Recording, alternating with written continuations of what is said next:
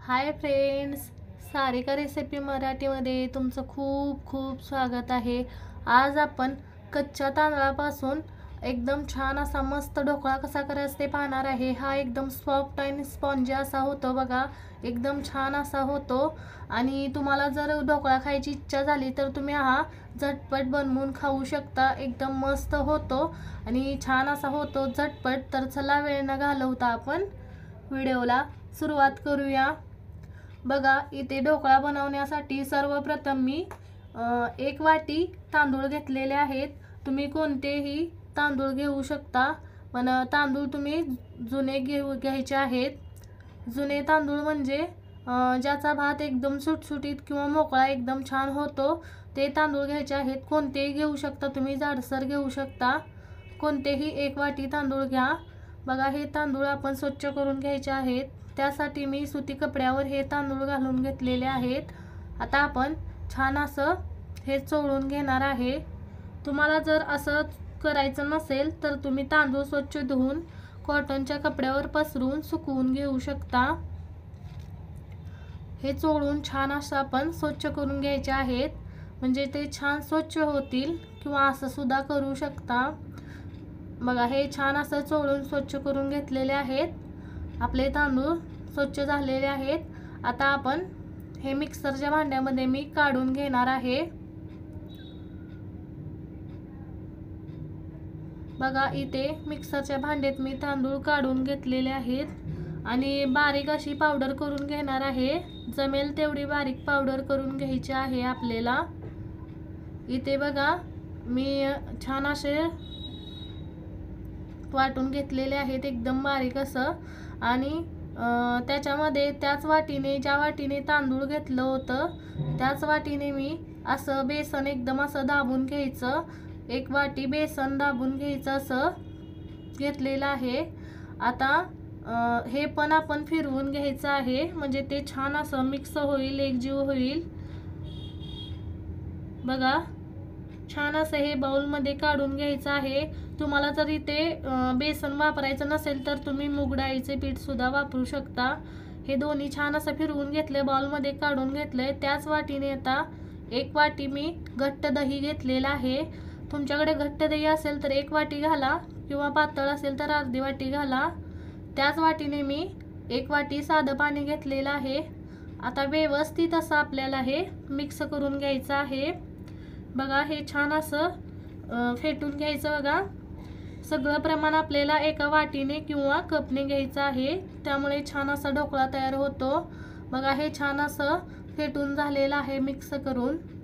आता त्यामध्ये मी 1 चमचा साखर घालते, अर्धा चमचा मीठ घालते आणि त्याच चमच्याने मी 3 ते 4 चमचे आपलं तेल घालते. हे तेल अजिबात गरम किंवा कोमट नाही आहे, थंडच आहे. आपलं साधं आपलं रिफाइंड तेल घातलेलं आहे. 4 चमचे, 3 ते 4 चमचे तेल घातलेलं आहे.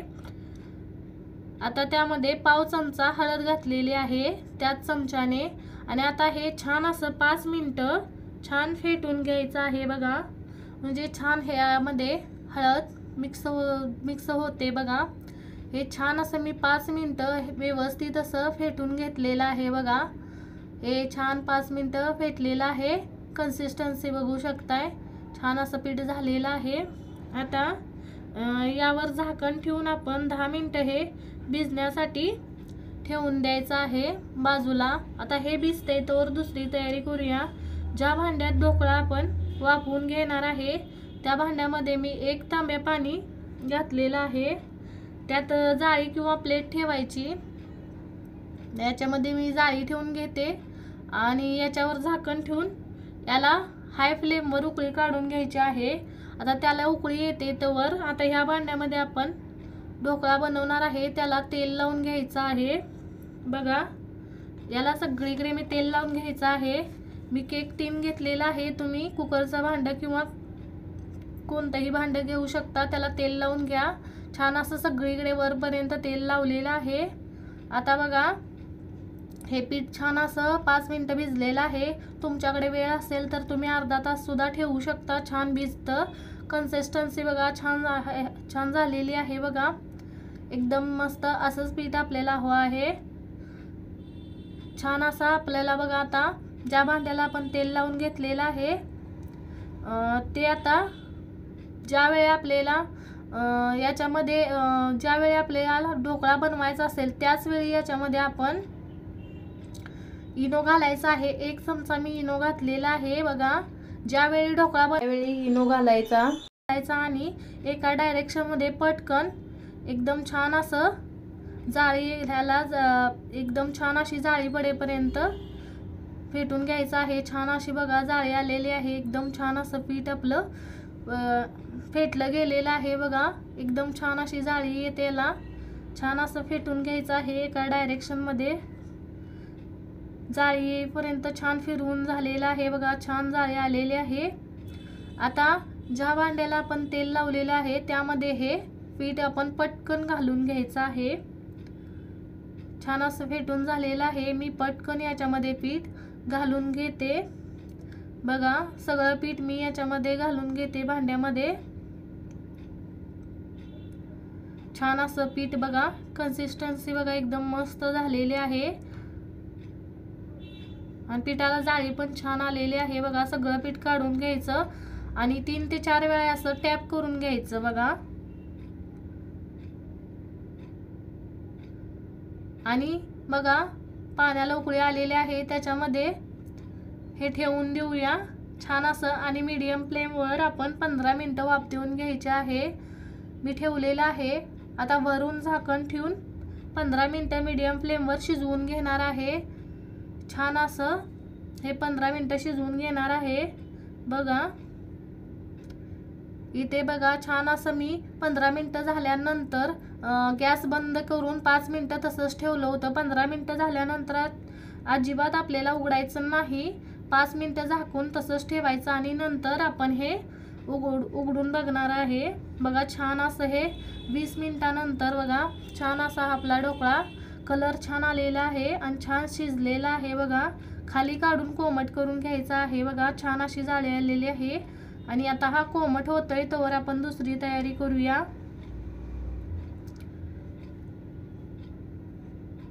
बघा। इथे फोडणीसाठी मी इथे तडका पॅन ठेवलेला आहे। त्याच्यामध्ये 1 चमचा तेल टाकून गरम केलेला आहे आणि त्याच्यामध्ये मी 1 चमचा मोहरी टाकलेली आहे। त्याच्यामध्ये पाव चमचा हिंग घातलेले आहे। मोहरी आणि हिंग छान अशी आपली तडतडलेली आहेत। त्यात हिरवी मिरची 4 ते 5 अशा मधून कट लावून घेतलेले आहेत आणि 10 ते 12 इथे कढीपत्त्याची पाने पण टाकलेले आहेत। हे छान असं 2 मिनिटं आपण परतून घ्यायचं आहे तेलामध्ये, म्हणजे छान अशी फोडणी बसते आपली बघा। छान असं हे 2 मिनिटं परतून घ्यायचं आहे।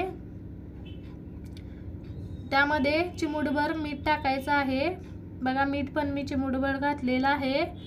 छान असं हे मिक्स करून त्याच्यामध्ये मी पाऊण वाटी याच्यामध्ये पाणी घालते।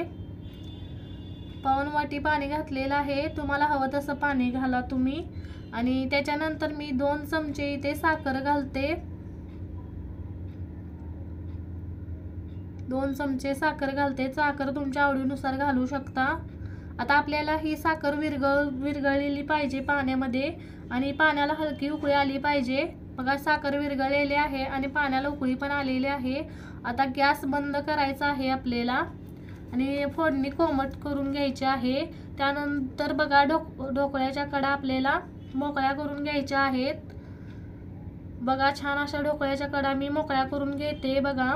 फोडणी ढोकळ्यावर टाकायच्या आधी ढोकळा पण कोमट झालेला पाहिजे आणि फोडणी पण आपली कोमट झाली पाहिजे। आपण चेक करूया ढोकळा बघा। मी चाकूच्या साहाय्याने चेक केला, प्लेन आहे एकदम, त्यामुळे आपला ढोकळा छान असा शिजलेला आहे एकदम मस्त। मी प्लेटमध्ये काढून घेते बघा। पटकन हा निघतोय बघा, छान असा निघतोय बघा। एकदम मस्त जाळी आलेली आहे आणि एकदम छान असा निघलेला आहे बघा। ढोकळा एकदम मस्त झालेला आहे, तुम्हाला दिसतच असेल। एकदम छान असा ढोकळा झालेला आहे आपला मस्त असं बघा। सगळ्या साईडने छान असा शिजलेला आहे, छान जाळी आलेली आहे बघा आणि पटकन झालेला आहे, झटपट एकदम छान असा बघा। दिसायला एकदम मस्त दिसत आहे, कलर छान आलेला आहे। कुठेही एकदम लालसर झालेला नाही, काही नाही, एकदम छान असा कलर आलेला आहे बघा. तुम्ही पण या पद्धतीने करून बघा. आपण हे कट करून घेऊया बघा. तुम्हाला हवं तसं तुम्ही हवं त्या शेपमध्ये कट करून घेऊ शकता. मी बघा हे कट करून घेते ढोकळा. छोट्या मोठ्या साईजमध्ये जसं हवं असेल तर तुम्ही कट करून घ्या. बघा या पद्धतीने मी कट करून घेते. बघा मी ढोकळा कट करून घेतलेला आहे. एकदम स्पॉन्जी झालेला आहे बघा. एकदम जाळी छान आलेली आहे. एकदम सॉफ्ट आणि एकदम स्पॉन्जी झालेला आहे आणि मस्त शिजलेला आहे बघा. आतून छान असा जाळी एकदम छान आलेली आहे आणि बघा मस्त झालेला आहे एकदम छान. आता आपला ढोकळा पण कोमट झालेला आहे आणि आपली फोडणी पण कोमट झालेली आहे. त्यानंतर आपण ह्याच्यावर फोडणी देऊन घ्यायची आहे आणि फोडणी याच्यावर टाकल्यानंतर आपण हे 5 मिनिटं असंच ठेवून द्यायचं. म्हणजे छान असे पाणी याच्यामध्ये मुरतं, चवीला छान लागतो ढोकळा. बघा सगळी फोडणी मी याच्यावर घालून घेतलेली आहे. एकदम मस्त झालेला आहे ढोकळा, मस्त आणि चवीला छान लागतोय बघा. एकदम छान झालेला आहे. तुम्ही या पद्धतीने नक्की करून बघा. मस्त दिसत आहे आणि छान झालेला आहे बघा. बघा एकदम मस्त झालेला आहे आणि झटपट झालेला आहे. तर आजचा व्हिडिओ तुम्हाला कसा वाटला ते कमेंटमध्ये ज़रूर सांगा. व्हिडिओ आवडला असेल तर व्हिडिओला लाईक करा, शेअर करा. व्हिडिओ पाहिल्याबद्दल धन्यवाद. चॅनलला सबस्क्राईब करा.